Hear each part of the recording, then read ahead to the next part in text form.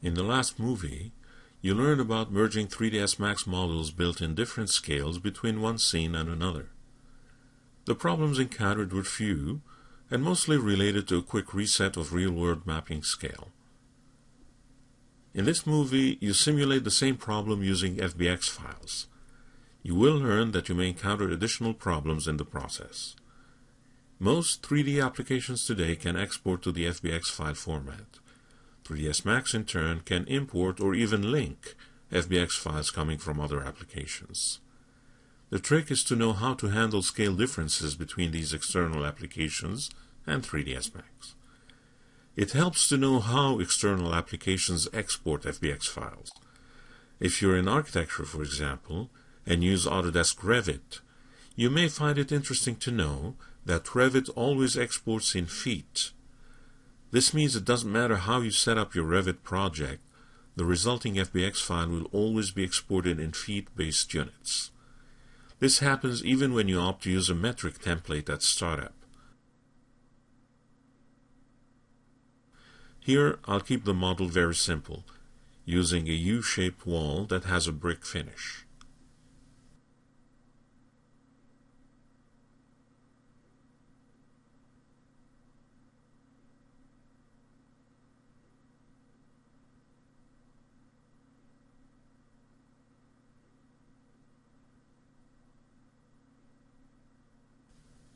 I'll also limit the wall heights to go from level 1 to level 2, which is set to 4 meters high by default. I'll also insert a standard door to study its behavior as well. This is enough for now. I'll export this simple scene to an FBX file.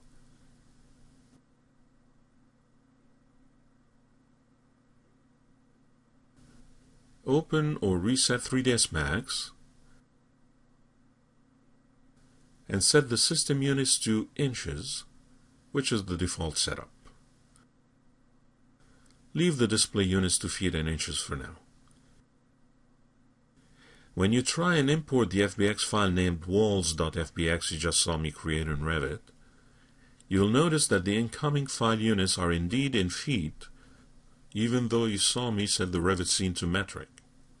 So, the incoming file is based in feet, and the current scene is based in inches. In the Advanced Options rollout under Units,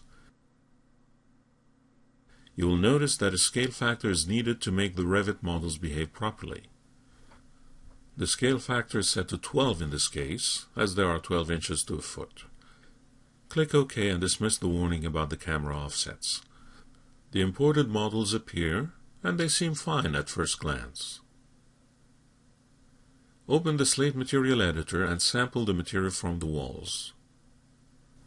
Submaterial number 1 is the one that defines the brick layout. Select it and make sure it is set to show in the viewport.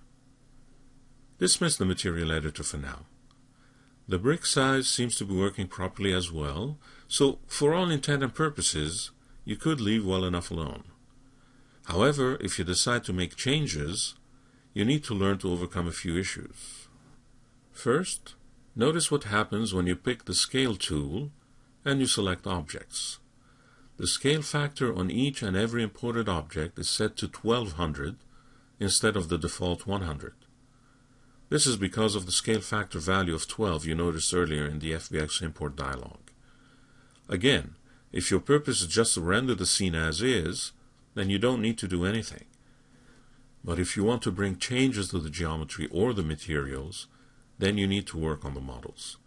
Here's an example of potential problems that can occur. Let's say you decide to replace the Revit door with a 3ds Max animatable door. This is a standard 3 feet wide by 7 feet high door, so you can go ahead and create a similar one in the scene.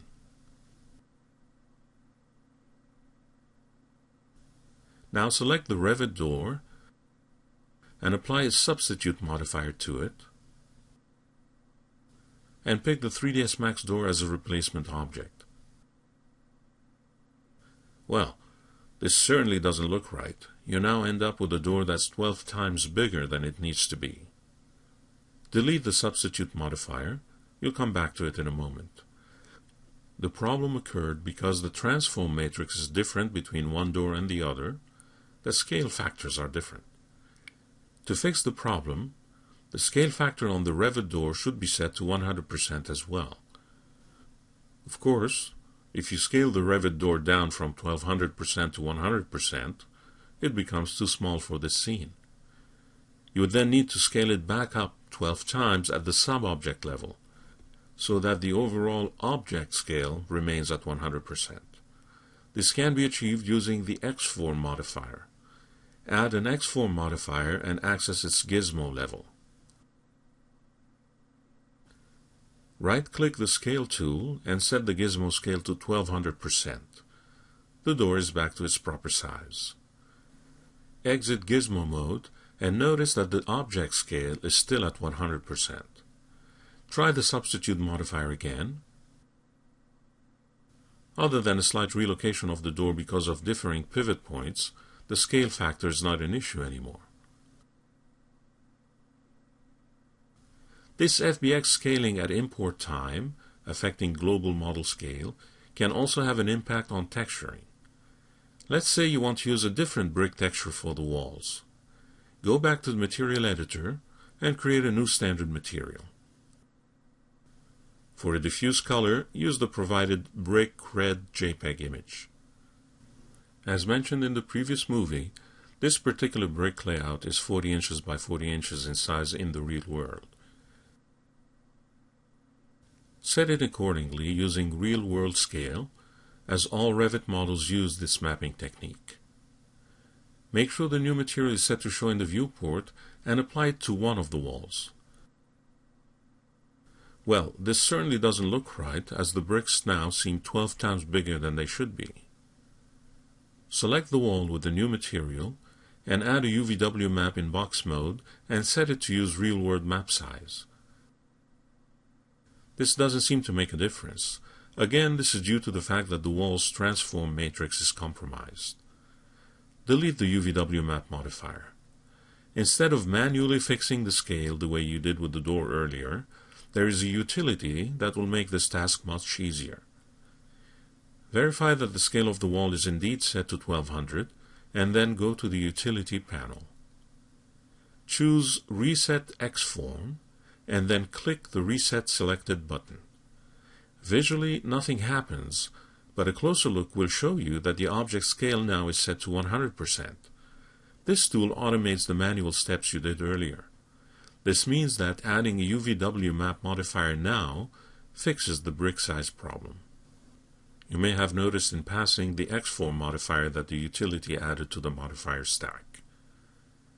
Even if you are not planning to change the materials, it is good practice to use Reset X-form on all imported objects to reset their scale.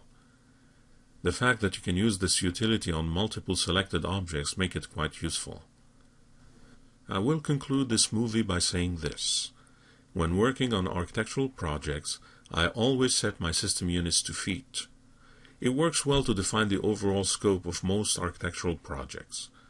It also makes it easier to handle Revit models if and when I need to import or link them to 3ds Max.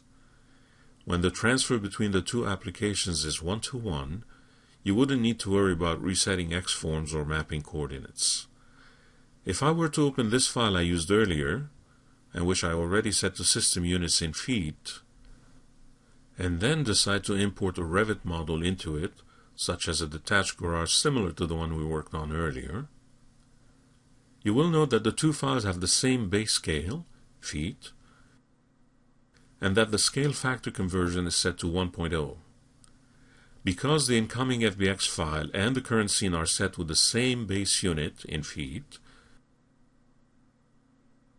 this means that all objects come in with a 100% scale factors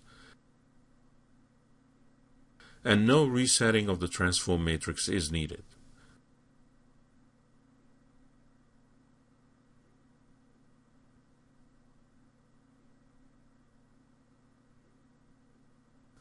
This also means that any materials you have already designed in 3ds Max would work flawlessly on Revit imported models.